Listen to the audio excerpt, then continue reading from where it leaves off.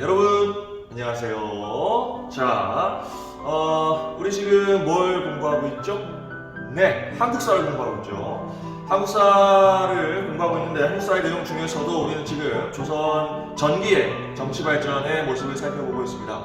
조선 전기의 정치 발전의 과정 속에서 있었던 여러 가지 모습들을 살펴보다가 다 못 마치고 이제 전 시간에 끝났는데 전 시간의 내용을 간단히 살펴보면 그 6강입니다. 그죠? 우리 프린트 6강이고 신진사대부들이 고려 후기 때부터 등장했고 이들이 조선 건국을 두고 조선 건국을 찬성하는 세력과 조선 건국을 반대하는 세력으로 그래서 급진파와 온건파로 이렇게 나누어졌다라고 말씀드렸었고 이 중에서 급진파들이 결국 승리하면서 그죠? 이들이 중심이 되어서 조선이 건국되었다. 그렇게 건국된 조선이 이제 초기에 여러 왕들을 거치면서 왕권을 강화시켜 나가고 또는 그 와중에 이제 신권을 또 왕권과 조화시키려고 하는 그러한 과정들이 전개된다라고 말씀드렸었고 그 다음에 조선 성종 때가 되면 경국대전이 완성되면서 조선의 통치체제가 이렇게 완비되었다라고 전 시간에 말씀을 드렸습니다.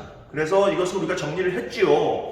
중앙정치조직과 지방조직 나누어서 공부했던 거 기억나죠? 네, 잘 기억하시면 되겠습니다. 이런 식으로 조선의 통치체제가 정비되는 시점이 바로 언제? 조선 성종 때인데 이 조선 성종 때부터 어떤 사람들이 등장하냐면 살인파라고 하는 사람들이 등장하기 시작한다는 거죠. 살인파. 그래서 이 살인파들이 등장하기 시작하면서 기존에 다시 위로 올라가 볼게요. 기존에 이 급진파 신진사대부들이 어떻게 돼요? 조선 초기를 거치면서 이들이 훈구파라고 하는 정치 세력이 되거든요. 훈구파. 근데 이 훈구파들을 견제하는 성종 때부터 등장한 살인파들이 훈구파를 견제하는 이런 역할을 하게 된다라는 거죠. 알겠죠? 그러니까 개국공신으로서 조선의 초기의 정치체제를 구축하는 데 역할을 했던 이 훈구파들, 그죠? 급진파 사대부로부터 시작되는 훈구파들의 세력이 이제 조금은 좀 부패하고, 그죠? 이제 기득권을 가진 세력으로 변모하는 그런 모습을 보이자 이 살인파들이 이들을 견제하기 시작했다. 그러면서 일어나는 사건들이 뭐냐면 훈구파와 살인파의 대립의 상황에서 일어나는 사건들인데 뭐라고 부르냐면 사화라고 부른다라고 합니다. 사화. 그래서 4대 사화가 있는데 무오사화, 갑자사화, 기묘사화, 을사사화가 있습니다. 이게 살인파 성종 때부터 본격적으로 중앙에 진출했던 이 살인파들의 뿌리는 급진파가 아니고 신진사대부 중에서 온건파들이었던, 그죠? 정몽주를 중심으로 했던 이런 세력들이 급진파에게 이제 제거가 되잖아요. 그죠? 이들이 낙향하여서 지방에서 계속해서 뭘 했냐면, 이제 향약이나 서원이나 이런 것들을 중심으로 해서 계속해서 지방 사족으로서 발전을 하고 있었다는 거죠. 그들이 세력을 유지하고 있었기 때문에 결국 살인파라고 하는 세력이 만들어질 수 있었다라고 하는 이야기입니다. 성종 때부터 이들이 지방에 머물지 않고 이제 중앙으로 본격적으로 진출하기 시작했다라는 거죠. 알겠습니까? 자, 이 내용을 이제 구체적으로 살펴볼 거예요. 자, 이제 오늘 필기할 내용이 여기서부터 시작되는 거지. 그 중간에 보시면 표 두 개가 있는데 위에 표는 육조 직계제와 의정부 서사를 비교하는 거였었고 그건 살펴봤고 아래의 표를 보시면 훈구파와 살인파의 대립 즉 사화에 대해서 나와 있습니다. 사화에 대해서 매우 간단하게 정리되어 있어요. 보시면 훈구파와 살인파의 대립인데 그래서 사화가 발발한 것인데 이 사화라고 하는 것은 3사 우리가 앞서서 그 중앙통치조직 공부할 때 사헌부, 사관원, 홍문관 세 개를 합쳐서 3사라고 한다고 했었죠. 이 3사의 살인파들이 매우 적극적으로 진출하기 시작했다. 3사에 진출한 살인파들이 뭘 해? 훈구파들을 견제하고 비판하는 언론의 역할을 하기 시작했다라고 하는 겁니다. 알겠죠? 자, 이것도 써보시면 되겠어요. 이 훈구파는 위에서 말씀드렸듯이 결국 공신 세력들이고요. 그죠? 처음에 집권을 했던 세력들이고, 살인파들은 성리학에 투철한, 성리학을 열심히 공부했던 지방 세력입니다. 지방 세력인데 성종 때부터 본격적으로 진출하기 시작했다.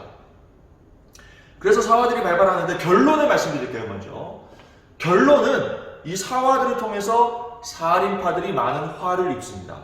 살인파들이 많은 화를 입어요. 그래서 살인파들이 중앙에 열심히 진출하고 있던 상황이었었는데 그게 일부 중단되게 되는 겁니다. 알겠죠? 중단되게 되는 거야. 살인파들이 많은 화를 입었기 때문에 사화라고 부르는 거야. 알겠죠? 자, 4대 사화가 있는데 그냥 요거는 간단히 볼 거예요. 요런 사화들이 있구나. 사화라고 하는 것의 의미가 무엇인가 정도로 이해하시면 돼요. 아주 구체적으로 이 사화들을 들여다보면 한도 끝도 없어요. 네, 그렇게 할 수 없고 이름만 기억하는 정도로 기억하시면 되겠어요. 무호사화, 갑자사화, 기묘사화, 을사사화인데 무호사와 갑자사화 이 두 가지가 언제? 연산군 때. 연산군 때 있었던 일인데 연산군은 성종의 아들이죠. 그죠? 성종은 매우 이제 조선의 통치를 완비했던 매우 이제 성군이었다라고 알려져 있어요. 이름도 묘도 성종이잖아요. 근데 그 아들이 연산군인데 이 연산군이 어때요? 폭군이야, 폭군입니다. 자신의 어떤 출생의 한계 이런 거를 이제 극복을 했어야 되는데 그런 걸 하지 못하고 결국은 폭군이 된 거야, 폭군. 그래서 군이잖아요. 군은 뭐야? 조자, 종자가 붙는 묘를 받지 못하고 이 군이라는 것은 이건 뭐야? 쫓겨난 사람이에요. 폐위된 왕들이 군입니다.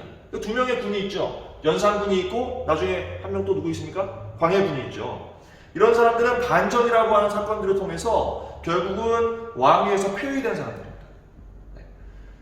연산군은 그 활동의 모습을 보면 여러분 잘 알겠지만 폐위될 만했어요. 폭군 중에 폭군입니다. 그 사람이 그 연산군이 무호사와 갑자사화를 일으켜서 이때 살인파들이 엄청나게 많은 화를 입게 됩니다. 알겠죠? 그 정도로 아시면 되겠어요. 김종직의 조의제문, 그다음에 폐비윤씨 사건이 빌미가 되어서 일어났다. 그냥 요거는 대강 아시면 되고 이름 정도만 무호사와 갑자사화라고 하는 사화가 연산군 때에 있어서 연산군 시절에 어떤 그 폭군의 명목 이런 것들이 보여지는 사건들이었다라는 정도로 아시면 되겠습니다. 누가 많이 화를 입었다? 살인파들이 많이 화를 입었다. 그 다음에 중종이 들어서는데 이 연산군이 이제 중종 반정으로 이제 폐위되고 중종이라고 하는 왕이 들어선 거예요. 이 중종은 훈구파들을 조금 견제하려고 했어요. 훈구파를 견제하기 위해서 이제 조광조라고 하는 매우 개혁적인 살인파를 이제 등용하게 됩니다. 그래서 이 조광조가 많은 개혁적인 정치를 펼쳐나가죠. 그런데 그것에 또 이제 훈구파들이 반발하면서 일으킨 사건이 기묘사화입니다. 기묘사화. 그리고 을사사화는 그 외척 간에 갈등이 있어서 일어난 사건이에요. 그래서 각각의 사화들의 아주 구체적인 내용들은 우리가 현재 공부하고 있는 수능 한국사의 수준에서는 그렇게까지 알 필요는 없어요. 이런 사화의 의미 정도, 그 다음에 이런 사화들이 있었구나라는 정도만 아시면 되겠습니다. 알겠죠? 훈구파와 살인파의 대립. 살인파가 훈구파를 견제하는 상황 속에서 훈구파들이 결국 살인파를 일부 몰아내는 그러한 사건들을 일으킨 겁니다. 알겠죠? 정리되어 있어요. 자, 아래에 쓰시면 되겠습니다. 아래 보시면 사화로 인해서 살인파가 중앙정계에서 밀려나게 되었다라고 되어 있죠. 사화로 인해서 살인파가 3사를 통해서 진출하고 있었는데 중앙정계에서 밀려나게 되었다. 그러면 이렇게 살인파들이 밀려났어. 그럼 모든 게 끝났냐? 살인파가 정치에서 사라졌느냐? 아닙니다. 계속해서 지속적으로 서원과 향약을 통해서 꾸준히 세력을 확대해 나갑니다. 결국은 살인파가 모든 권력을 장악하는 시절이 와요. 그때가 언제냐면 바로 선조 때입니다. 선조라고 하는 왕 시절이 되면 살인파가 정계를 장악하게 된다라는 겁니다. 알겠습니까? 쓸 시간을 좀 드려야지. 좀 쓰세요. 글씨가 많네. 서원과 향약을 통해서 꾸준히 세력을 확대했고, 자, 그래서 결국 선조 시절이 되면 선조대의 정치를 장악하게 된다. 지금 누구 얘기했습니까? 살인파. 사화를 통해서 살인파들이 정계에서 물러났지만 결국은 다시 그들이 돌아와서 정치를 장악하게 되는 시점이 선조왕 때다. 선조라고 하는 왕 하면은 기억나는 게 있는데 뭐냐면 뭐야? 임진왜란입니다. 임진왜란 이야기는 좀 이따 하고, 일단은 지금 사화가 전개되는 상황들까지 말씀드렸고, 결국 살인파가 정권을 장악하게 되었다라고 말씀드렸습니다. 자, 이어서 이제 오른쪽으로 살인파가 분화되는 붕당의 형성의 모습을 살펴보도록 하겠습니다. 오른쪽으로 가세요.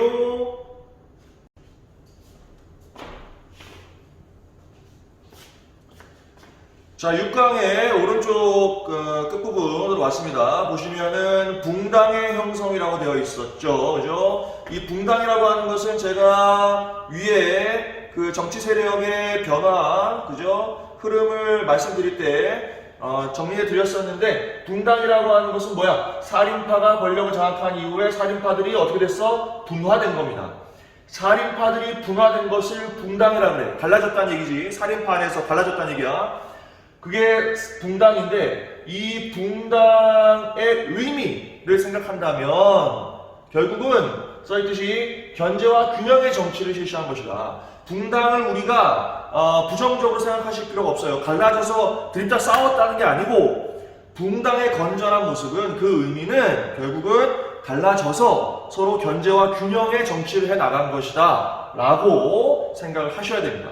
알겠죠? 자, 그래서 구체적으로 살펴보면 붕당은 왜 생기되었느냐, 써있듯이 정파와 학파에 따라서 살인파가 분화하기 시작한 것이고, 그 다음에 특히 이조전랑이라고 하는 자리를 두고, 이조전랑은 3사 있잖아요. 특히 이 3사의 관직을 천거할 수 있는 권한을 가진 사람들이 이조전랑이야. 이조정랑, 이조좌랑 합쳐서 이조전랑이라고 하는데, 이 이조전랑을 서로 차지하고 싶었던 거지. 알겠습니까? 이렇게 해서 동인과 서인이 이제 대립하기 시작했다는 이야기예요. 그 시작은 전 시간에 얘기했듯이 어린 명종이라고 하는 왕이 즉위했을 때 외척들이 정치에 가담했는데, 그 외척들의 정치를 척신정치라고 하는데, 이 척신들을 청산할 것이냐 말 것이냐, 청산하자고 했던 사람들이 동인, 청산에 반대했던 사람들이 서인으로 갈라졌다고 했고, 이들이 뭘 두고 대립했다고? 이조전랑이라고 하는 관직을 두고 서로 대립했다라고 하는 설명을 지금 드린 겁니다. 알겠죠? 요거 쓰시면 되겠어요. 관직을 청구하는 권한을 가진 사람들이었다. 이 자리를 두고 갈등이 있었다. 그래서 이 동인과 서인, 척신정치 청산에 적극적이었던 사람들, 찬성했던 사람들이고, 서인은 척신정치 청산에 반대했던 소극적인 사람들이었다. 다시 한번 정리했고요. 그리고 북인과 남인으로 또 갈라지잖아요. 뭐가? 이번에는 이 동인이 북인과 남인으로 갈라지는데, 서인에게 강경했던 사람들이 북인이 되는 거고요. 네. 그 다음에 서인에게 조금 온건했던 사람들이 남인이 되는 거야. 알겠죠? 그러니까 동인 중에서 서인에게 좀 강경하게 입장을 취했던 사람들이 북인. 그 다음에 동인 중에서 서인에게 좀 온건한 입장을 취했던 사람들이 남인이 되는 겁니다. 이 북인들이 임진왜란 직후에 광해군이라고 하는 왕이 들어섰을 때에 집권을 했던 사람들입니다. 알겠죠? 광해군 정권을 북인 정권이라고 불러요. 북인 정권. 이런 식으로 붕당이 형성되었다라고 하는 것을 기억하시기 바랍니다.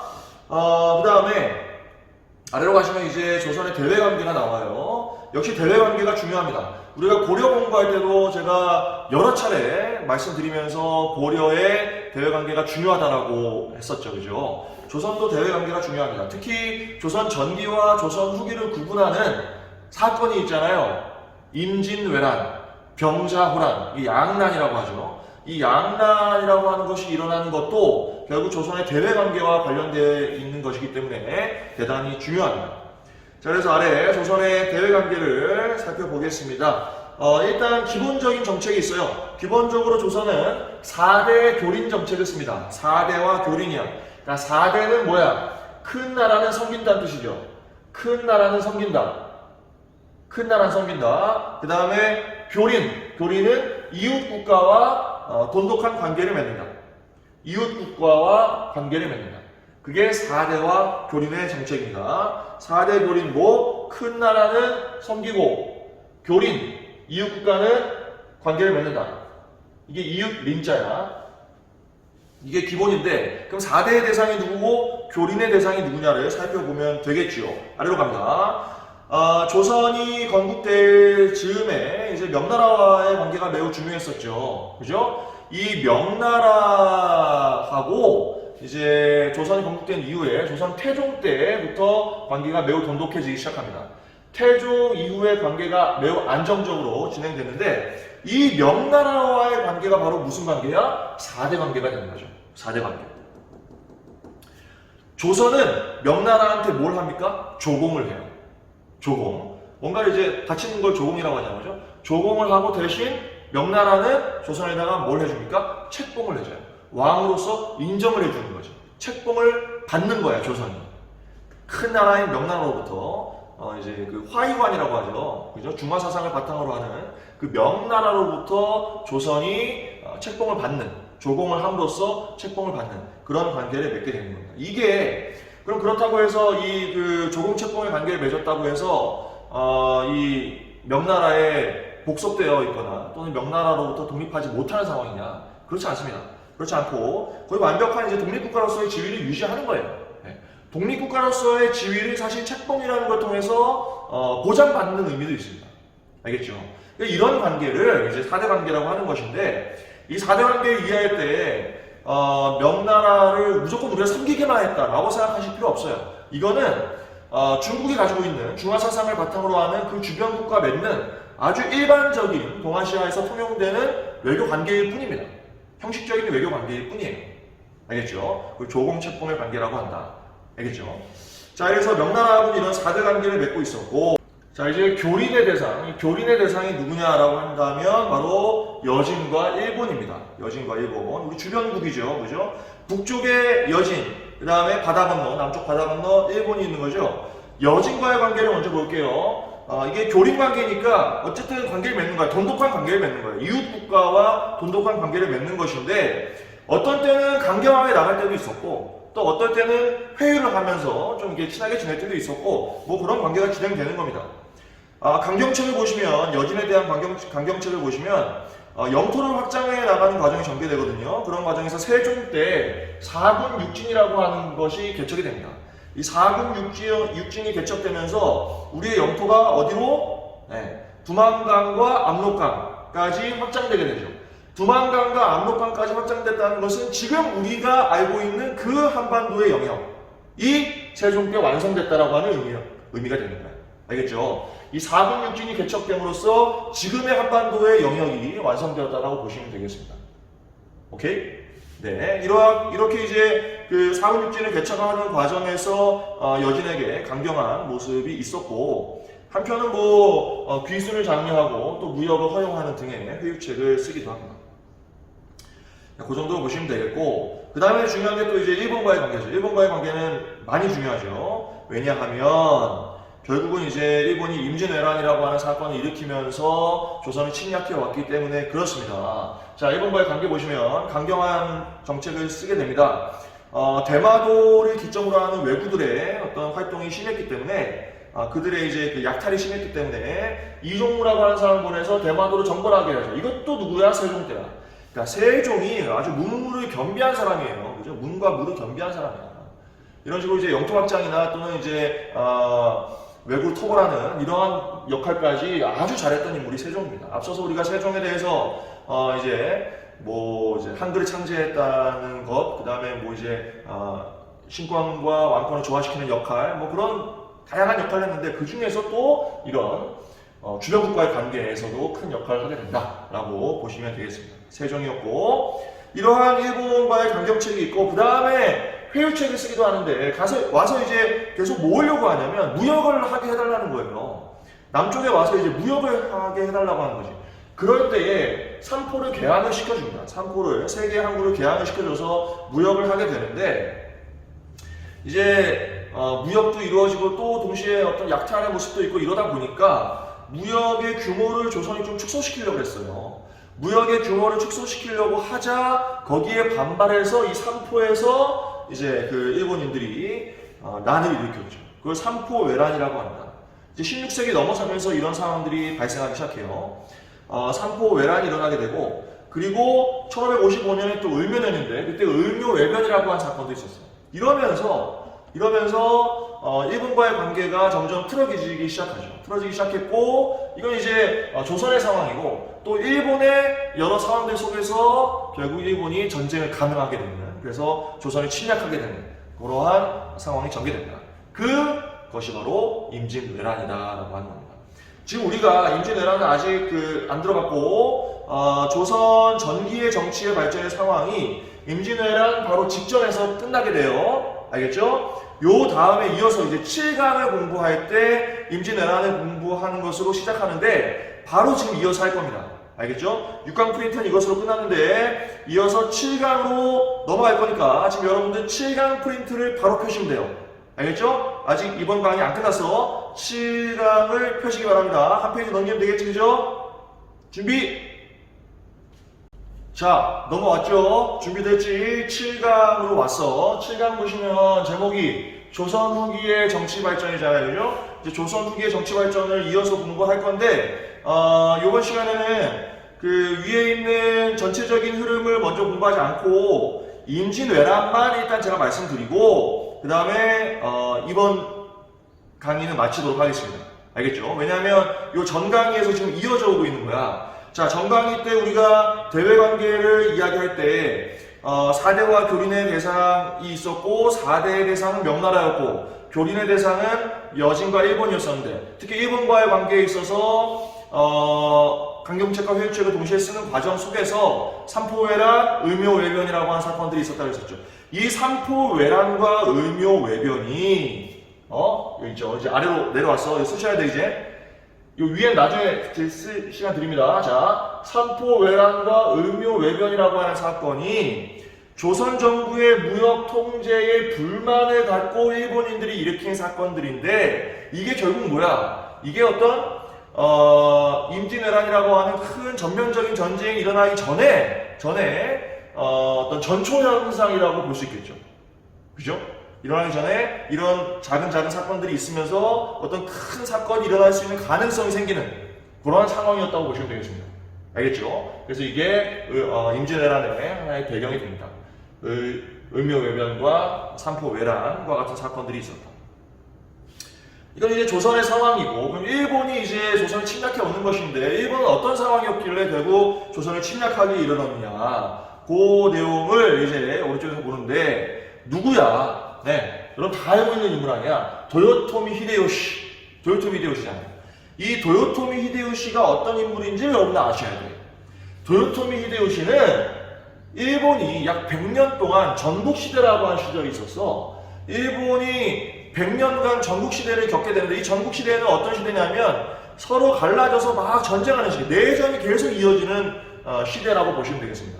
그러니까 일본의 내전이 매우 심한 시대를 통일한 인물이 바로 도요토미 히데요시야. 알겠습니까? 일본 전국시대를 통일했어. 전국시대를 통일하고 나서의 상황. 자, 통일했어. 그 지방에 여러 갈라져서 싸우던 세력이 하나가 됐잖아요. 그 각각의 세력들이 그냥 가만히 있는 게 아니야. 나름의 또 불만을 가지고 있어. 그죠? 그런 불만들을 어떻게 합니까? 그런 불만들을 바깥의 적을 만들므로써 이 일본 국내적인 불만들을 무마시키려고 했던 거예요. 바깥에 적이 있으면 내부적으로는 공고해지는 측면이 있지. 그래서 외부의 적, 누구? 조선을 침략의 대상으로 삼게 된 거죠. 알겠습니까? 그래서 도요토미 히데요시가 일본 전국시대 통일 이후에 그런 국내적인 불만을 무마시키기 위해서 전쟁을 일으키게 되고요. 대륙 진출의 야욕이 있었던 거죠. 야욕은 이제 욕심입니다. 대륙에 진출하려고 하는 욕심. 이게 도요토미 히데요시가 침략해오면서 뭐라 그랬어요? 우리는 지금 어디를 치러 간다? 명나라를 치러 가니까 어떻게? 길을 터라. 조선을 거쳐서 명나라 가는 길이니까 명나라라고 하는 이 동아시아의 대국을 지금 우리가 치러 가니까 조선 너희는 길만 좀 비켜라 라고 했던 거예요. 근데 무슨 길을 비켜? 전쟁하자는 거죠. 그리고 뭐 일설에 의하면 도요토미 히데요시가 저기 뭐 인도에까지 가서 인도까지 정벌하겠다라고 하는 이제 그런 주장을 했다라고 하죠. 약간 너무 이제 과하죠, 욕심이죠. 과합니다. 뭐 인도가 어디라고. 자, 여튼 이런 식으로 이 도요토미 히데요시가 집권한 이후에 어떤 전쟁의 상황들이 만들어졌고 결국 조선을 전면적으로 침략해 옵니다. 자, 이제 전개의 상황을 보도록 하겠습니다. 임진왜란의 전쟁의 초기 때 조선 관군이 계속해서 패배합니다. 이게 그러니까 뭐 이런 외변이나 삼포외란이나 이런 상황이 있었을 때 미리 국방력을 강화하고 방비했어야 된다라고 하는 주장들이 있었죠. 근데 그런 것들이 잘 이루어지지 않은 상황에서 결국 전쟁이 발발했을 때 잘 막아내지 못했던 거죠. 그래서 뭐 거의 전쟁 시작하고 20여일 만에 수도인 한양과 저기 평양 이런 곳이 다 함락이 됩니다. 그 왕은 어떻게 됐어요? 선조는 도망가죠. 어디까지? 의주까지 도망갑니다. 북쪽으로 계속 올라. 남쪽에서 일본군이 침략해 오니까 북쪽으로 계속 이제 피신을 간 거죠. 의주까지. 의주까지 갔으면 이제 거기서 조금만 더 가면 어디야? 이제 중국이에요. 명나라입니다. 명나라에 거의 다다를 때까지 피신을 했던 거죠. 자, 이러니까 어때 이제? 명나라에 구원을 요청하는 거야. 도와주세요. 명나라에 지원을 요청합니다. 그러면 명나라 입장에서는 조선이 이렇게 침략을 당하고 일본군이 명나라로 가겠다라고 하고 막 침략을 해오고 있으니까 명나라 입장에서 어떻게 해? 조선을 도와줘야죠. 네, 도와주게 됩니다. 그래서 명나라가 결국 지원군을 보내는 그런 상황들이 전개됩니다. 자, 아래 보시면은 약간 전쟁의 상황이 변모하게 되는 것은 처음에 계속 패배를 하는 상황이었지만 수군의 이제 그 장군이죠. 네, 수군이 이끌던 이순신의 활약과 그 다음에 관군은 아니지만 나라 지키겠다고 곳곳에서 의병들이 일어납니다. 뜻을 가진 군인들이죠. 나라를 지키겠다라고 하는 뜻을 가진 군인들이 일어나게 되죠. 그래서 결국 이런 수군과 의병들의 활약을 통해서 약간 이제 전세가 변화하기 시작했어요. 변화하기 시작했고 이제 조명 연합군, 조선군과 명나라 군대가 연합하여서 반격을 하기 시작했다. 그러니까 명나라는 지원 요청을 받았을 때에 결국은 조선에서 이 일을 해결하는 것이 훨씬 유리했다라고 판단을 했을 겁니다. 결국은 전쟁이 일어났을 때 전쟁의 피해는 다 어디에 생기냐면 전쟁이 일어나는 전쟁터에서 생기는 거야. 전쟁터에서. 그러니까 이 임진전쟁, 임진왜란의 상황을 보세요. 일본이 조선을 침략했잖아요. 그죠? 전쟁터가 조선이죠. 명나라 입장에서는 어때? 명나라로 일본군이 오기 전에 해결하는 게 좋은 거야. 왜? 자신들의 피해를 줄이기 위해서. 그래서 조명연합군이 구성될 수 있었다라고 보는 거죠. 알겠죠? 이후에 휴전을 위해서 명나라 군대와 이제 일본 군대가 계속해서 협상을 했어요. 근데 이 휴전 협상이 오랫동안, 몇 년 동안 지속이 됐는데 그것도 결국 다 결렬됩니다. 결렬되면서 일본이 다시 적극적으로 침략해오는 게 정유재란이에요. 정유재란. 근데 결국은 이게 어떻게 끝나냐면 도요토미 히데요시가 죽어요. 죽습니다. 병사입니다. 병사. 도요토미 히데요시가 병사하면서 이 전쟁을 이끌 수 있는 이제 그 중심이 사라진 거죠. 그러면서 일본군이 조선에서 철군을 하게 됩니다. 조선에 철군하면서 이 전쟁이 끝이 나게 되었다라고 하는 거죠. 이 전개 과정은 그냥 간단히 보시면 돼요. 아주 뭐 구체적으로 전개 과정을 묻진 않아요. 전쟁이 전개되는 배경들, 시작되는 배경들, 이런 정도, 특히 도요토미 히데요시라고 하는 인물, 이 정도는 좀 알아두면 좋겠습니다. 알겠죠? 자, 결과를 보도록 하겠습니다. 결과 중요합니다. 결과. 전쟁을 하고 나면 피해가 생기게 되는데 그 피해를 고스란히 누가 안게 되느냐? 누구겠어요? 아까 말씀드렸잖아요. 피해는 다 어디에 생긴다? 전쟁터였던 곳에 생기는 거예요. 전쟁터야. 여기에 조선군도 있고 명나라 군대도 있고 일본 군대도 있는데 다 어디에서 싸웠어? 조선에서 싸운 거야. 그러니까 피해는 조선이 보는 거예요. 조선. 알겠죠? 인구가 크게 감소했습니다. 인구가 뭐 3분의 1 이상 감소했다고 하죠. 인구가 감소하고 농토가, 전국의 농토가 황폐화되고 재정이 부족해지는 이런 상황이 전개됩니다. 전쟁을 하고 나면 재정이 부족해지죠. 그 재정 부족의 상황을 극복하기 위해서 납속책이라고 하는 것을 조선 정부가 시행하게 됩니다. 납속책을 시행하는 건 뭐냐면 이거는 곡식을 받는 거야. 국가에서 곡식을 받는 대신에 신분을 상승시켜주는 겁니다. 그게 납속책이야. 납속책. 이러면 어떻게 되냐면 조선이 이제 양반을 중심으로 하는 신분제를 가지고 있는데 이 신분제가 조금씩 동요하기 시작합니다. 조선 후기가 되면 신분제가 크게 동요하게 되는데 그 시작이라고 보시면 되겠어요. 납속책이 시행되면서 신분질서가 동요하기 시작했다. 이런 피해를 받게 되고요. 그 다음에 그 정치 기구의 모습을 보면 왼쪽에 써놨는데 비변사라고 하는 기구의 기능이 매우 확대됩니다. 비변사. 비변사는 뭐냐면요. 이제 조선의 기본적인 통치 질서를 보면, 통치 체제를 보면 의정부와 육조가 있잖아요. 그죠? 이 의정부와 육조가 국가의 중요한 것들을 결정하고 실제 실행에 옮기는 역할을 하는데, 이게 비변사라고 하는 것은 거기에서 벗어나 있는 임시기구예요. 임시기구입니다. 그럼 왜 만들어졌냐면 임진왜란과 병자호란이라고 하는 이 양난의 상황들을 이제 전개하는 과정 속에서 군사적인 일을 임시적으로 결정하는 기구가 필요했던 거야. 그래서 만들어진 게 비변사인데, 이 비변사가 그러면은 전쟁 끝나고 나서 그 역할을 다 하고 없어지면 되는데, 그게 아니고 계속해서 전쟁 이후에도 계속해서 기능을 유지하고 국정을 전담하는, 국정의 중요한 것들을 결정하는 그런 역할을 하게 되는 거죠. 알겠습니까? 이러면 어떻게 돼요? 이게 조선의 통치 체제가 Y까지는 안 해도 조선의 통치 체제가 좀 왜곡되는 그런 상황들이 만들어지게 되는 겁니다. 알겠죠? 그러니까 의정부 육조 체제가 어떻게 돼? 유명무실해지는 거죠. 의정부 육조 체제는 유명무실해지고 비변사의 기능이 확대되는 이러한 과정이 전개됩니다. 자, 그 다음에 명나라 같은 경우에는 명나라도 조선을 도와줬잖아요. 그죠? 많은 군대를 보냈기 때문에 국력이 쇠퇴하는 그런 결과를 낳게 됩니다. 명나라가 국력이 쇠퇴되니까 북방민족이 성장하지. 그때 성장하는 북방민족이 바로 여진족이에요. 한반도의 북쪽 지역에 있는 만주 지역을 기반으로 하고 있었던 여진족. 이들을 만주족이라고 불러도 상관없습니다. 만주족이 여진족이야. 그래서 이 여진이 성장했고, 이 여진이 나중에 결국 금나라라고 하는 나라를 세우게 되는 겁니다. 금나라.